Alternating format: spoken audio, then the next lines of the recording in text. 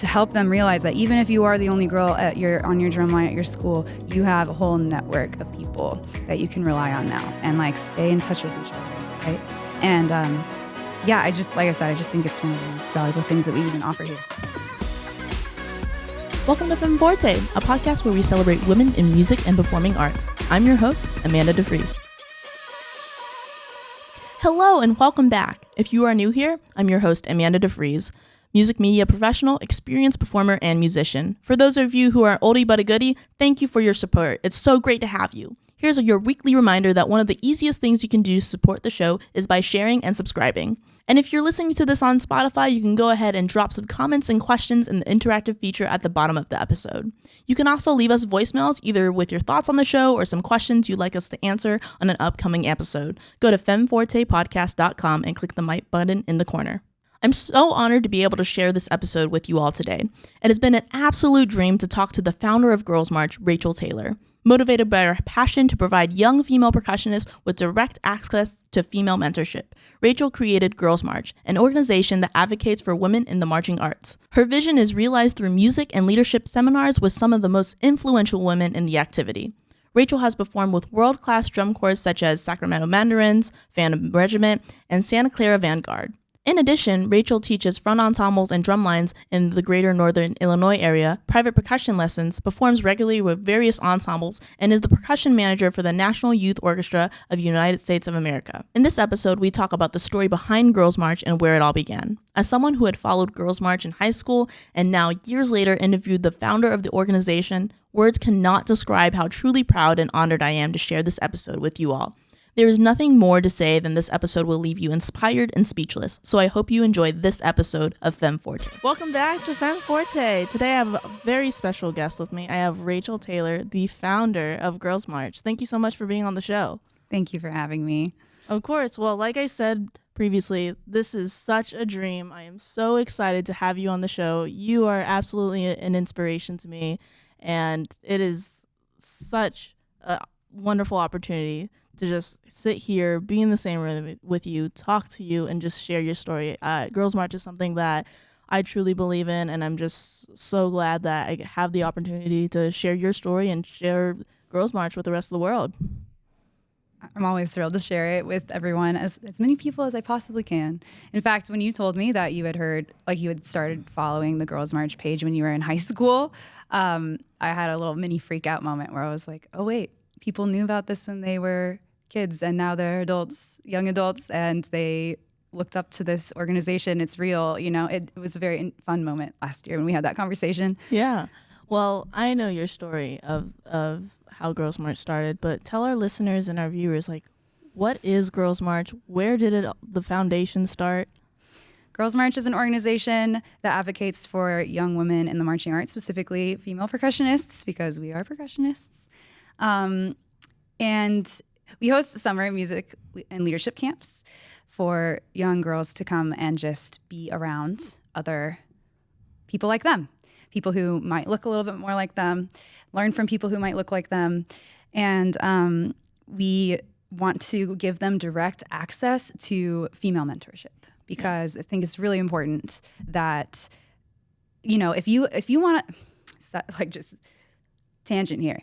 If you want to figure out a way forward in the world, it can be really hard to see that path. It can just look like an overgrown jungle, Yeah. And how do you get from one side of the jungle to the other than doing it, right? Yeah.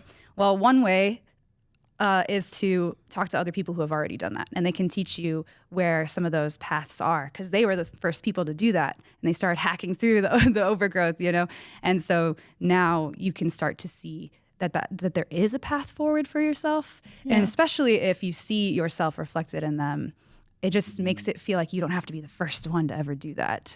There are lots of women who play percussion out there. We're just not all in the same room at the same time sometimes, So that's what this is about, is bringing us all together and all at the same time. I think that's an important part.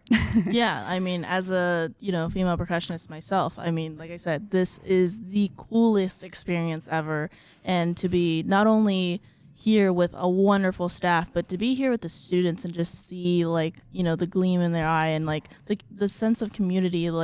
We talked earlier in the panel about how networking is so important. Like, I definitely believe, like, you know, the girls that have come to the camp, like, you know, a large handful of them were going to go on to do amazing things. And it would be, you know, so cool to be like, oh yeah, I never remember you from Girls March. I mean, I think I remember like one or two people from last year, like some familiar faces. So it's so amazing, again, what you do. And what year are we in right now? Huh. Oh my gosh. This would be year 5 if you count we didn't do anything in 2020. So I guess year 4. This is year 4. Yeah. Well, yeah, that's super amazing. So, you know, now that I know like the backstory of like, you know, where Girls March came from, like, what was it like starting the process of getting Girls March camp together and all that? It was a lot of asking people questions. Yeah. Because I had no idea what I was doing. So I asked everyone I could possibly think of for their advice, like people who had run any kind of summer camp. Luckily, I did have some summer camp experience. I helped with the University of North Texas Marching Percussion Camp for a few years. So I had some of that administrative experience already. But in terms of like starting something from scratch, something that didn't already exist, that was a learning process. I found every possible opportunity I could to go to business workshops. Our public library had a ton of resources. They would have people come out and like talk about just very basic business financials. And then I started going to every single nonprofit thing I possibly could go to learn about fundraising and board stewardship. And it was a lot of things I just didn't know anything about. I started learning how to grant write. And we actually are still not a nonprofit, but I'm starting the process now to make it a nonprofit.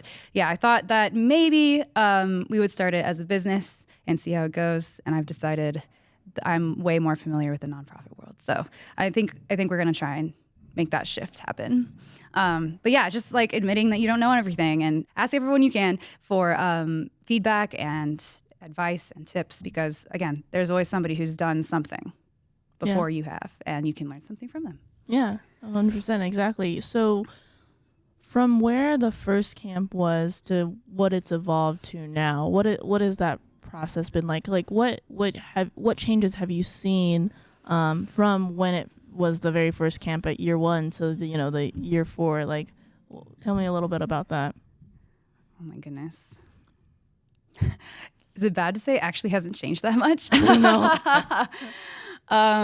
In terms of growth, we've certainly grown a lot. So in Illinois, we started with one camp in Illinois, and we had less than 20 students come to that first camp.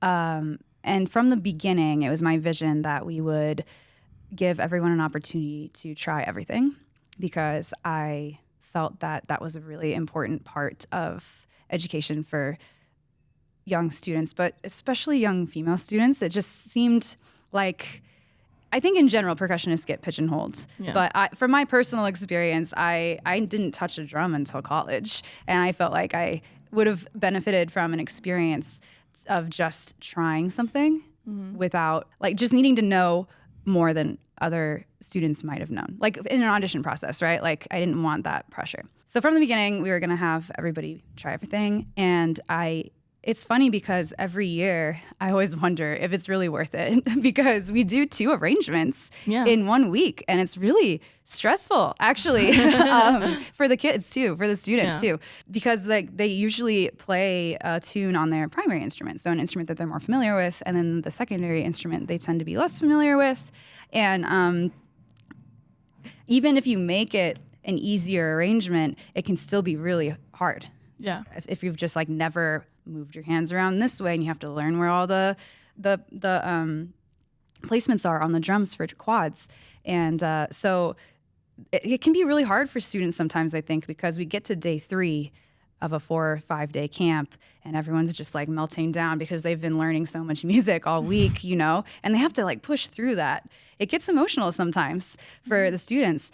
Think about it, like if you're in 7th or 8th grade and you haven't really learned how to count and like sight read 16th note rhythms, or like 1 E, and like they're literally playing that right now next door. And some of the students have never seen that rhythm before, like a dotted 8th note, 16th note, and they're like panicking. So we're just like shoving so much information in front of their faces that sometimes I wonder if it's really worth it. And I always ask the staff every year, I'm like, do we want to do this? Do we just want to do like one arrangement for high schoolers and one arrangement for middle schoolers? And every year, everyone tells me no, that's like one of the best parts of the camp. So we've kept it so far. I do think we'd have, okay, so we started in Illinois and we moved to Texas, and that was like a totally different experience working with students from different parts of the country and just coming from these like powerhouse Texas band programs. And then we also tried going to Florida. So it's changed in the sense of like we've learned how to make arrangements flexible because we never know what level of students we're going to be working with. Yeah. And also, so like literally the teachers are on the fly, like changing rhythm sometimes to make it easier. Or in this case, this year, we actually are making some parts harder for some of the kids. Like we have a bass line on the secondary instruments. They're just like killing it. So we just like added a bunch of splits for them, Like why not make it harder? But when we were in Texas that first year in Coppell, the students were just like, it was a totally different brand of student than we had worked with. So we did end up adjusting for that one. And I think, if I remember correctly, people just stayed on one instrument all week because it was very much like that's what they came there to do, and they weren't expecting to move around. And so that was kind of like something that we threw at them. And I think not everyone was like open to that. And so like we just wanted to like make it the thing that we wanted to make sure that people got what they wanted out of the camp. Yeah. So in the future, when we go back to the North Texas area, that's definitely something we're going to do, is just like a high school group and a middle school group. And just like, hopefully we'll have enough people to do a high school front ensemble battery and a middle school front ensemble battery. And that's kind of the plan, is just like have different models depending on what the students need. And where they're at in their musical journeys, because we're all in different parts of our musical journeys. Yeah. And I love that you talked about like exposing them to like different rhythms. I know, where the eye-opening thing for me was when I actually auditioned for drum corps was, you get up, your drumline warm-up packet, and you see like all these different rhythms that you've never seen before. And I realized like after meeting so many people that came from different programs, like there's different levels, right? And I think it's that exposure. Like I truly think like musically, I don't think I ever would have progressed to the level that I was playing at had I not been exposed to it in the first place. And then from there, that's where, the ideas are turning with improvisation and like soloing and stuff like that. So I very much value the sense that, the music that you're going to get is a little bit difficult than what you're used to, but it's very viable for your growth and building as a musician. Absolutely. We were literally just having that conversation yesterday with some of the middle school students. Yeah, we're kind of throwing high school rep at you. But like, how cool is that you're going to know that already? So when you get into your band program, you can basically show up all your other friends and be like, look at what I know how to do now, Yeah. And it's like, the sooner you can get that to them, the better, because students, especially younger students, they don't know what's hard, So if you don't tell them it's hard, they usually just figure it out and they just do it, Yeah. So then they have a better foundation and more solid foundation as they continue to move up.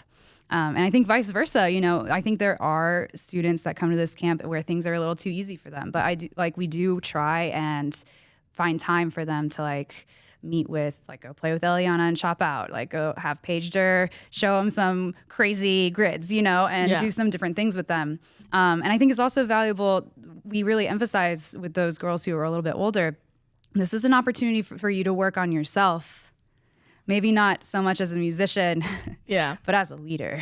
Oh, yeah. So like it's really fun. I've seen some students here really take that to heart. And it's been amazing to be like in rehearsal and we'll be like working on something and I'll see one of the high schoolers lean over to the middle schoolers and be like, it's like this, they're like showing them the sticking, or they're like telling them about a stroke type or something. And just watching them actively realizing that like, oh, they want me to practice these skills. And like, this is a good opportunity to practice those skills, and see them apply it in real time is really, really amazing. Yeah, I agree. I think that's one of the things cool too about this camp that I think is really cool is like, yes, you know, primarily come here to like play music and everything, but like there is value in behind that, in like the mentorship, the networking, the community and friendship that, you know, you get to foster while you're here. Like I think building upon those leadership skills and growing more like as like a person in general, I think is like super, super awesome. Yeah, and like I know we don't play as much as we should during this camp. We do a ton of master classes, and we do at least one leadership activity a day. We usually start the day with leadership activities. And it ends up being like maybe 4.5 hours of playing every day. Yeah. And it's a day camp from like 9 to 4. So like that's a lot of time. It's like a little more than half that we're playing. Yeah. And the rest of the time we're talking a lot. We have a lot of conversations, and we try and go deeper. And I just really think it's important, because I think there are a lot of music camps out there. If you just want to go play music, there's a lot of things that you can go do and just focus on that. Yeah. Like I think a drum corps camp is a lot like that, honestly. Like if you want to go, like if that's what your eyes are set on, like go do that for sure. The value that I think we provide is so far beyond just the musical. And so that's why I really try and focus on it. Like even today, a really quick example, we do at the end of the week, after the girls are more comfortable with each other and they know each other a little bit better, we do a problem solving activity. And we get them to talk about something that is unresolved from their past, something that didn't go the way they wanted it to go, or something that like really hurt their feelings or left them feeling confused or embarrassed. And it's one of my favorite parts of the whole week, honestly, because you see high schoolers and middle schoolers, exactly what you're talking about, mentoring each other. Yeah. Like the high schoolers are telling the middle schoolers like, oh yeah, that totally happened to me too, and this is how I dealt with it. And they're giving each other solutions and ways to go forward. A lot of students don't think about going to their teachers and saying, hey, I need this from you, or I have a question about this, or when this happens in class, like in band class, maybe this could be handled differently. So we talk a lot about self-advocacy and communication, and that again, like I said, that problem-solving aspect of it, and getting them to realize that they're not alone and they're all experiencing these things simultaneously in different parts of wherever they're coming from, the state, the country. I mean, we do have a girl from Georgia here this year, and we're in Texas. So they're like, we're literally like networking these girls from across the country to help them realize that even if you are the only girl on your drumline at your school, you have a whole network of people that you can rely on now, and like stay in touch with each other, right? Yeah. And I just think it's one of the most valuable things that we even offer here.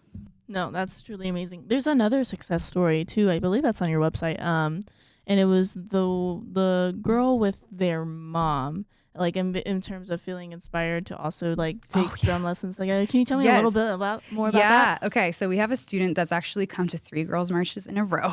Yeah. She was originally from North Texas. They drove down to the Houston camp last year, and now they live here in Sugar Land. Oh wow. Yeah. She's actually going to go to this high school. That's high so school cool. Next year. Yeah. But yeah, her mom had told me that first year that I met her that she always wanted to play drums, and it was something that she really, really wanted. And so she made sure that her daughter got to come to this camp because she wanted to support her. And she said, my dad told me I can't play drums. Girls don't play drums, right? Yeah. Well, after that first camp, her mom started taking drum set lessons. Yeah. And then she reached out to me and was like, I'm looking for people to play with. Can I like get an offer? Like, who should I be looking for? Are there groups that I can be, in touch with? So I like gave her some suggestions and some resources to go find other drummers, other women drummers, other ways to get connected with other musicians in her community. Yeah. And she ended up auditioning for a community jazz band and got a position playing drum set in a community jazz band. That is so cool. Isn't that? And she literally had never played drums until 3 years ago. And she is a grown adult, has children and a whole life. And she tried, and she wanted to do something. She had always wanted to do something. And she went out there and did it. And I just think it's so inspiring that even for her daughter, like she's watching her mom do something new for the first time and succeeding at it. Yeah. I think that's a good lesson too. Yeah, no, absolutely. I mean, and the cool thing is like Girls March is like the impact is far beyond just the students that come here. Like, I mean, like I said, I never came to this camp myself, but like it's already impacted me. And to be honest, it's part of like the inspiration behind this whole project, like this whole podcast, you know? And so like, yeah, like that's why I wholeheartedly believe in everything that you're doing. I mean, even the panel, like everybody believes in you. And like, I think it's just super special what you're doing, and all more the reason why I'm so honored and so humbled to like be able to like give you the mic to share your story. And it's absolutely, truly amazing. I'm thrilled to be able to share it. So thanks for creating a podcast that is going to feature stories like ours, you know, stories like mine. And it means a lot to me to hear that something like Girls March has inspired you to start something too. I mean, it really does come from nothing, and to make something from nothing is really hard. Yeah. Lots of people can have ideas. Yeah. But acting on those ideas, like you were saying earlier, right? Yeah. Acting on those ideas is a totally different thing. You have to be brave, and you have to have, I guess, vision. And I don't even know that I really I definitely did not believe in myself. I'm just gonna say that. Like, I did not believe in myself. I still struggle with that sometimes. But when Sandy Rennick is sitting in the room and she's saying, "I believe in you," that's hard to not like internalize. Yeah. You know? And she's somebody that I've looked up to my whole life and was like my mentor and it just like, I'm getting emotional about it because it just means so much to hear from her. And like, if I can't believe in myself, like I'm doing something wrong. Like if Sandy Rennick says she believes in me, then I better believe in myself too. And it just means so much to get that from somebody, and to know that how much that makes me feel, like how that makes me feel and how much that pushes me to do this every single year. I just want to give that back to other students. You know, I just want them to know that we believe in them and we think they can do anything. And that I hope that when they leave this camp, that's one of the things that they come away from this camp. I hope that's one of the feelings that they come away with from this camp is just, I can do anything. And the teachers there believe in me. Yeah. So even if I'm struggling with something at home, I can lean on this, you know, and have some kind of foundation of kind of confidence building, you know? Well, you know, we talk about the impact that it has, you know, far beyond on everybody else. But, you know, even you getting a little emotional about it, like, what impact has it had on you? Has it made you, like, you know, is it that confidence builder in you? Is it, you know, that redefining purpose for you? Like, what impact has just you as a founder and the person who started this, like, how has it come back to you? Yeah. Yes. So I've always been the type of person that that if I acknowledge that I do anything well, I feel dirty. I don't like that feeling. I don't want to be like, yes, I'm good at this. I have a hard time acknowledging that I am good at things, anything. I don't like that because I know that there's always something to do. There's always something that you can get better at, and there's always room to grow. It's the endless journey that we're on, especially as musicians. Yeah. But that also factors in that whole perfectionist thing and always trying to be perfect and how that's just so unreasonable. So yeah, I've realized as I've gotten older that endless need to feel like I'm humble, like being humble and being careful, and I never want to be cocky, that has actually hurt me in some ways because I have struggled with the self-confidence thing in the past, and I definitely have struggled with the imposter syndrome, and like I still do. I definitely think I still do. But this camp, like the vision of wanting to make this organization a real thing, has given me a purpose beyond myself. And I think you said this in your podcast episode too, but at some point I was like, you know what? If I don't do this, someone else will, you know? Yep. And then I realized like, okay, and if someone else will, like, what if I don't like their version of it? Yeah. So then I was like, no, I feel really passionate about this thing. And so that was like one moment of realizing that I really did kind of believe in something that like something in my own vision for something. Yeah. And then continue, like, and then when I brought all these teachers in and my friends and people, I mean, I've like Jamise, when I brought Jamise on, I had never met Jamise in person, you know, and like bringing her to this camp has been so amazing. I love working with her, you know, and I would not have met her if it weren't for like Hit Like a Girl contest, for example, and like seeing her videos online and then just like connecting with her casually over Instagram and then deciding, you know what, I think we need a different perspective because she comes from the HBCU world. Yeah. And that is a totally different vibe than the DCI world and the WGI world. And I started realizing that like, it's so important to have different voices in the room. It's just always so important. So when we brought her in, her style of teaching was so different and also so refreshing, and the students connected with her in different ways, you know? Mm-hmm. So like I said, like I've worked with people that I've known for a long time, but this project has also brought me new friends and new collaborators. And that has been so valuable, again, to that confidence building aspect, honestly, because I've also been the type of person to always go, oh, they don't really like me. They're just being nice, you know, which is so like self-destructive. You know, you just eat away at yourself saying stuff like that, you know. This project has allowed me to find self-love through other people, but also for me to understand that like it doesn't have to come from other people. I don't know if that makes sense. Yeah. Like I finally have been able to give myself the permission to acknowledge that like maybe people do like me. And like they're not just being nice. They're not coming to teach this camp because they're being nice. No, they believe in me and they believe in this. And so that ability to just acknowledge that like this is, people want to work with me. People want to be here. They believe in the vision and they believe in me, and that those things go hand in hand. And I don't need to make myself smaller necessarily to be humble. I can still be humble and also acknowledge that this is important. Like both things can be true. I never want to be somebody who comes across as somebody who knows everything already, you know? And anyway, just being able to find that line between, no, you can be confident and also not a jerk.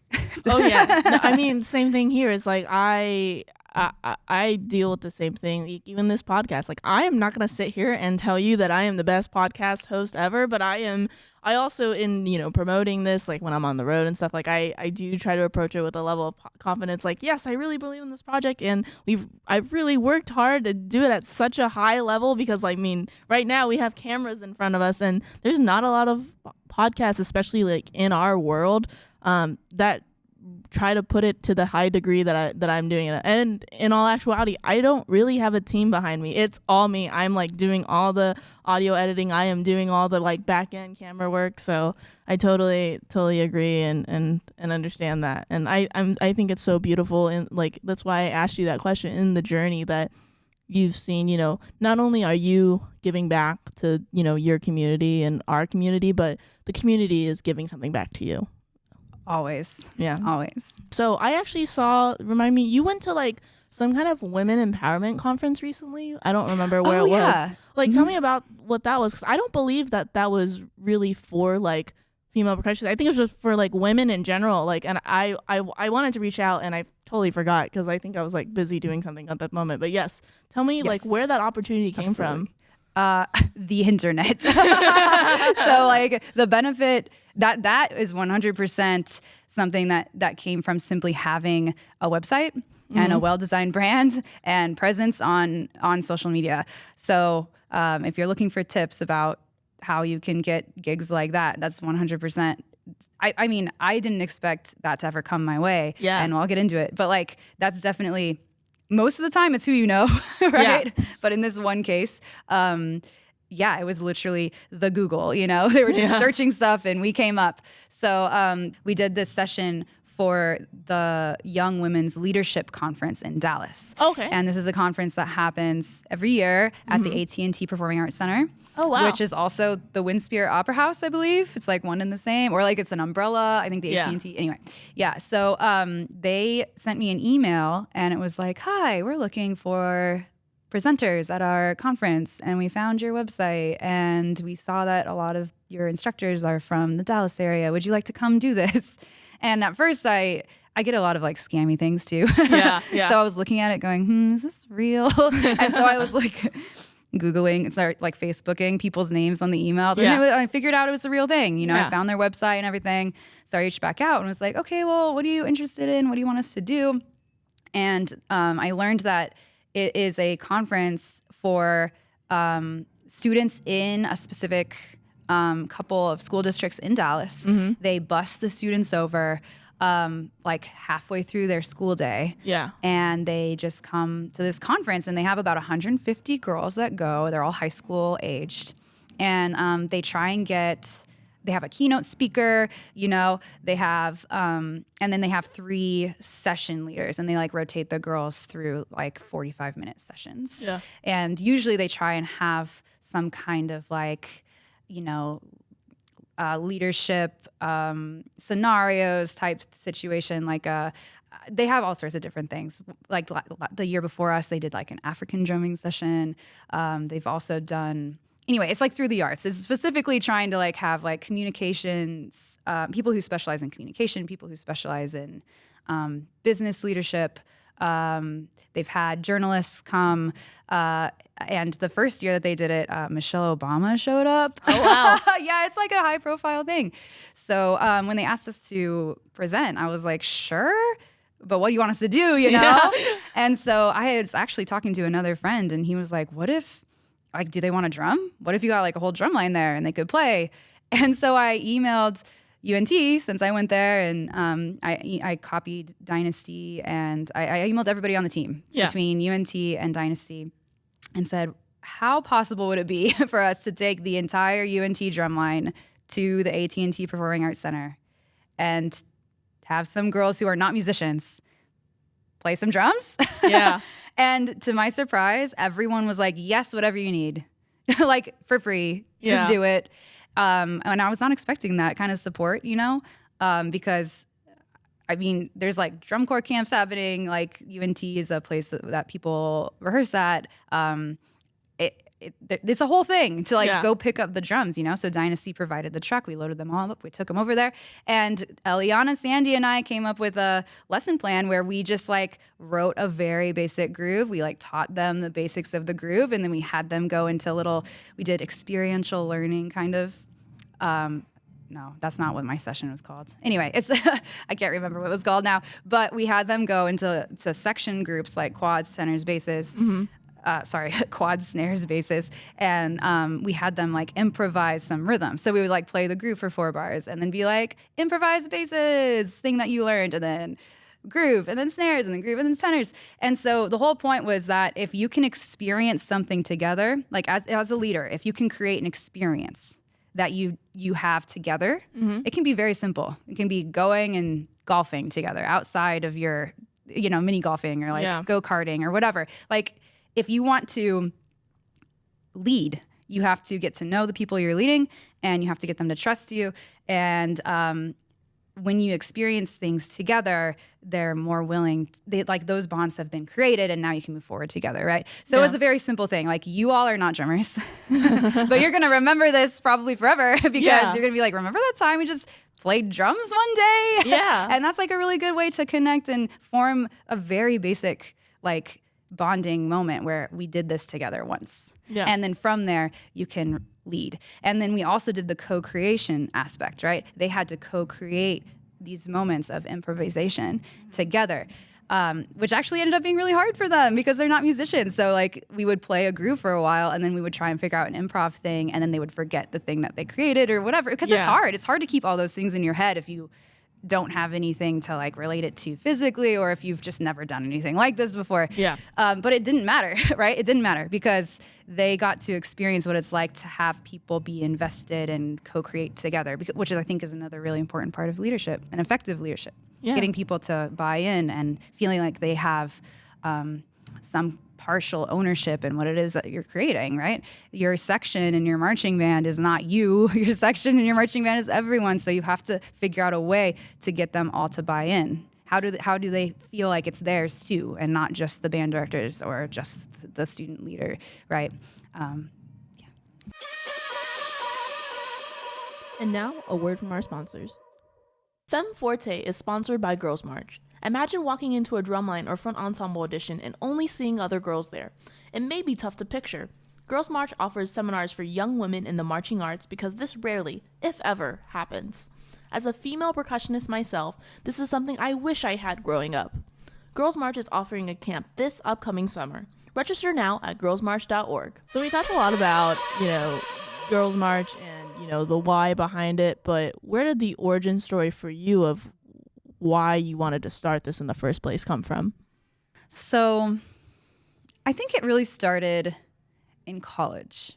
I remember distinctly at the University of North Texas sitting in our in the class, the rep class on Fridays, where everybody was required to get up and perform a certain amount of times. I think it's at least once a semester.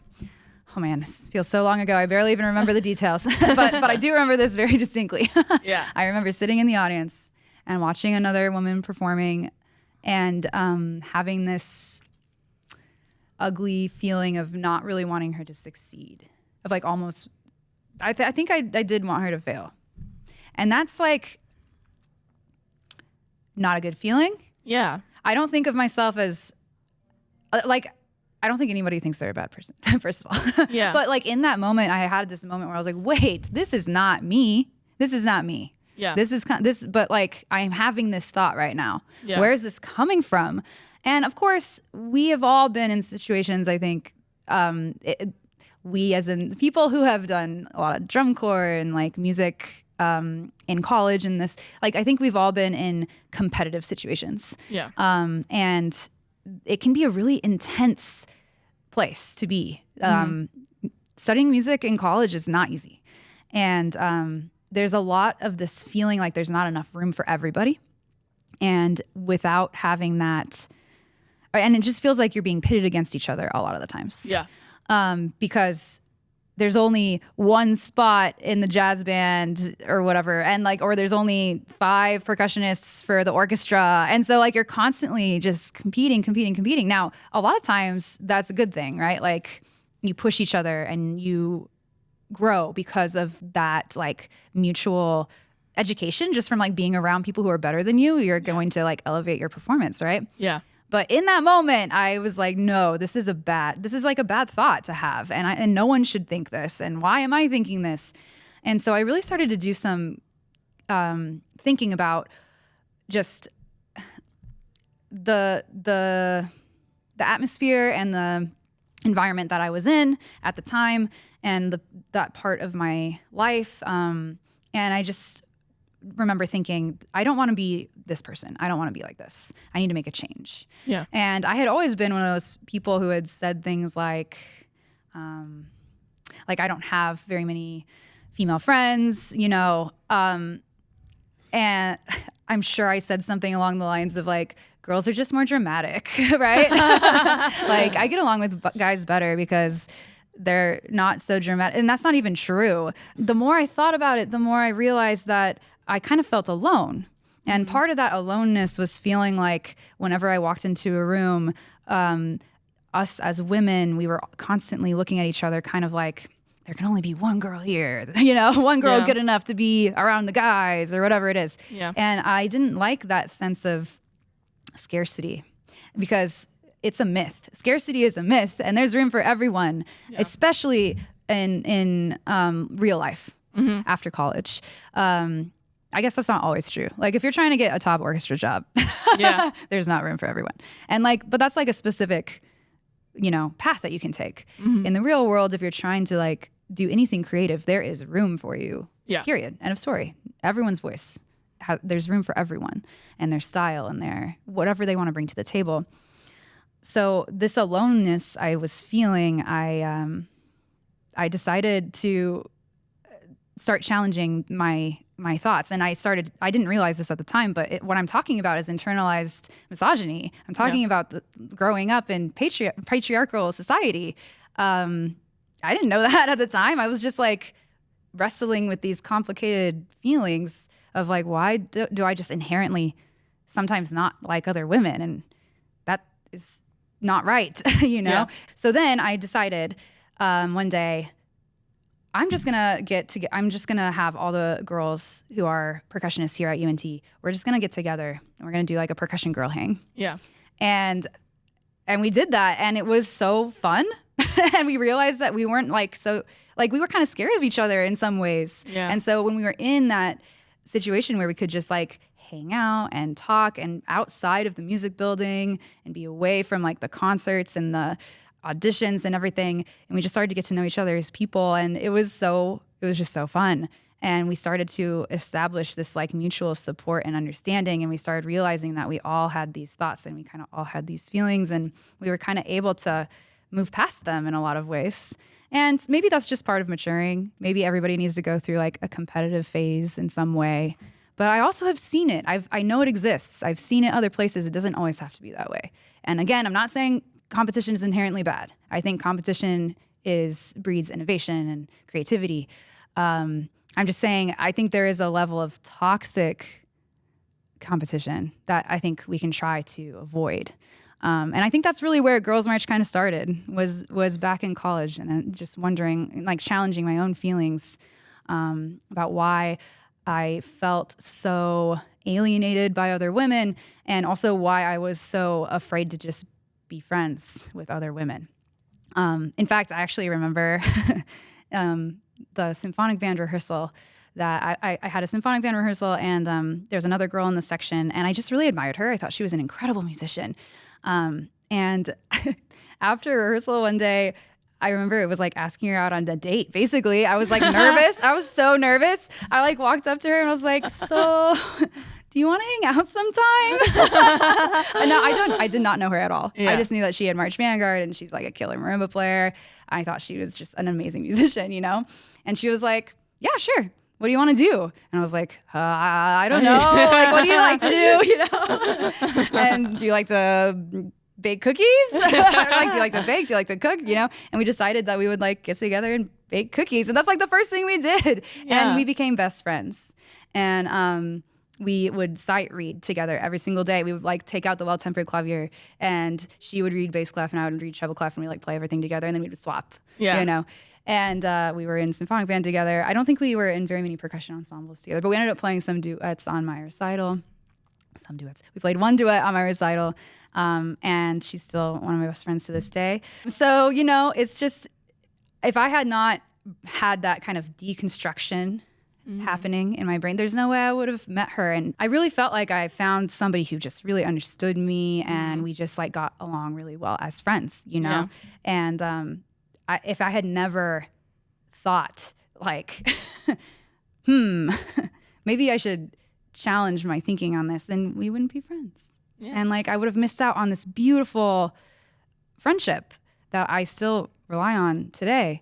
So and it's blossomed out from that, obviously, because now I can teach a camp with all these incredible women, and we just are just so happy to be around each other, and there's no reason to feel competitive, you know? I do think in real life we are often, I think women in general are pitted against each other just in society. Like, who's the prettiest person in the room? Who's the, you know, just things like that, you know? Exactly. There's like all this weird like hidden competition happening all the time. Yeah. So this camp, it really feels rebellious that way.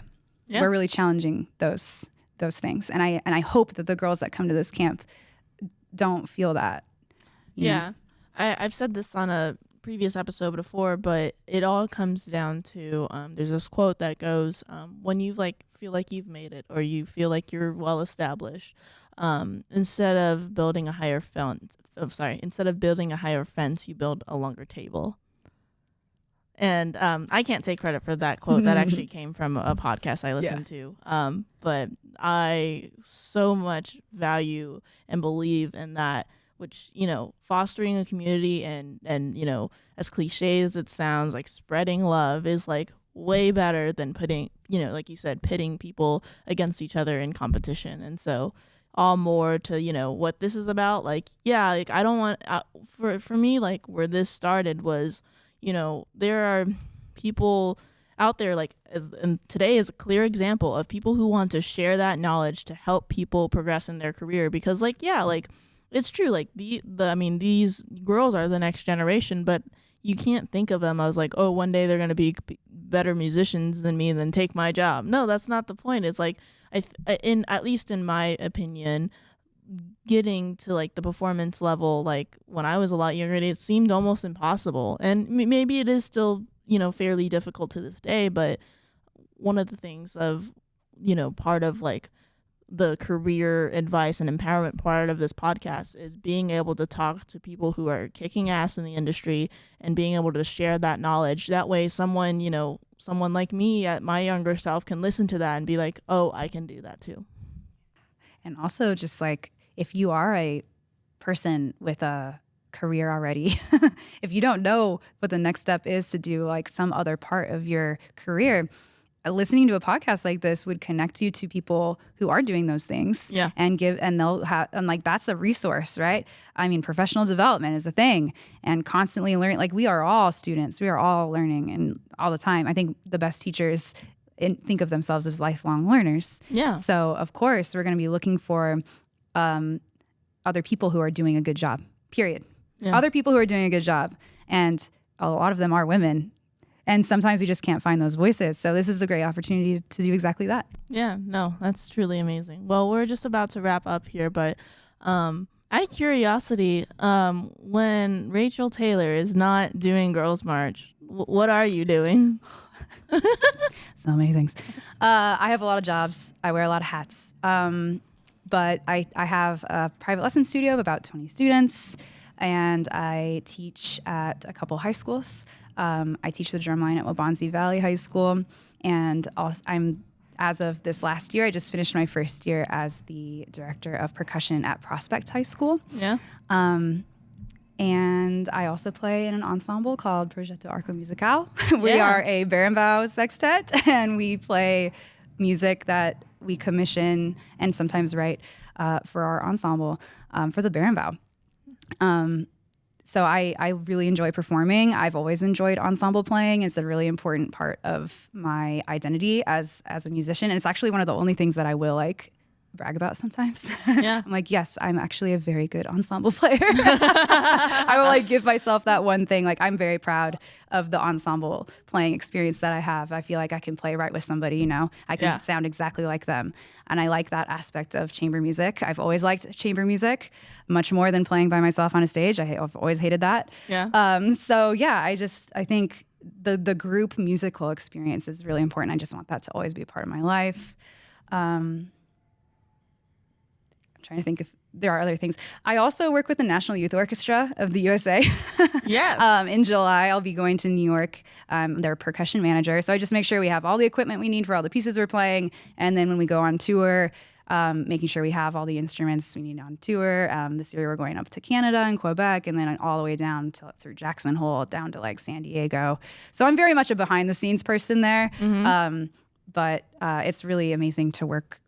Not even, I don't really work with them, honestly. I mean, I like meet them and I'm around a lot, but just to be around those students is amazing because they're just like achieving at the highest possible level. These are students that often go on to Juilliard and things like this. Yeah. So, I have a lot of like administrative experience and I try and work that in too. And the teaching aspect though, that's always been my passion. The teaching is really important to me. What's next for Girls March? What's next for you? Next up, we are looking for some consistency in locations. So I think most immediately, I would like to start alternating between North Texas and South Texas every other year and reaching those different communities, like on a biannual basis. And then we're also doing another camp in Florida this summer, actually, July 7th and 8th, in Oviedo, which is I think just north of Orlando. We're working with Infinity Percussion. Gio Basanti's over there. And I mean, she also works with the Santa Clara Vanguard. So, I mean, this is somebody that I've also admired for a really long time from far away. And when she was like, hey, do you want to do a girls' march here? I want to help you organize it. I was like, yes, yes, let's make that happen. So always looking for the next place to collaborate, like the next people to collaborate with, the next place to take the camp. And also, of course, just trying to grow it all the time. I've actually found that in some places it is kind of hard to like find the right people and get the marketing to the right people. Yeah. But I mean, it's my dream that this camp regularly has, 50 to 100 people coming every time. And I think we can get there. And it certainly happened in Coppell for the first time. We had 50 people at that camp. Yeah. And so it's just a matter of like finding the right people to reach out to and making sure that the girls know that it's happening, and things like this are a really good ways to make sure that people know, like, make sure you check our website, girlsmarch.org. Make sure you're staying in touch with us on Instagram at Girls March. Make sure you're connected so that when these camps happen, you'll be there or your students will be there. Like, send your students, right? So thinking beyond that, I think a long time ago when this first started, not even that long ago, I think when this first started, I had this original vision of maybe Girls March being more than just percussion. And maybe that's still possible, maybe reaching out to women in brass. I think that they often have similar struggles that we do. It's just, sometimes it's scary to even think about it that way though, because like if we start branching out, like it's just going to get so big, but like also how beautiful would that be to have like not just an entire female drumline, but like in front ensemble, but also like an entire female band. Like what would that look like? And would that be valuable? Is that something people are looking for? I know that there are schools that offer things like that already, like leadership academies for women and things like that. But it's definitely something I've thought about. Like what would it look like to expand beyond percussion and try and reach other sections and other parts of the band that probably experience similar things that we do. Yeah. Awesome. Well, thank you once again for being on the show. It's always a pleasure. Thanks for listening to Femme Forte. Femme Forte is produced and hosted by me, Amanda DeFries. Music is by Humans Win. To learn more about our guests, sponsors, and get more resources, go to femfortepodcast.com and follow us on social media at Femme Forte Podcast.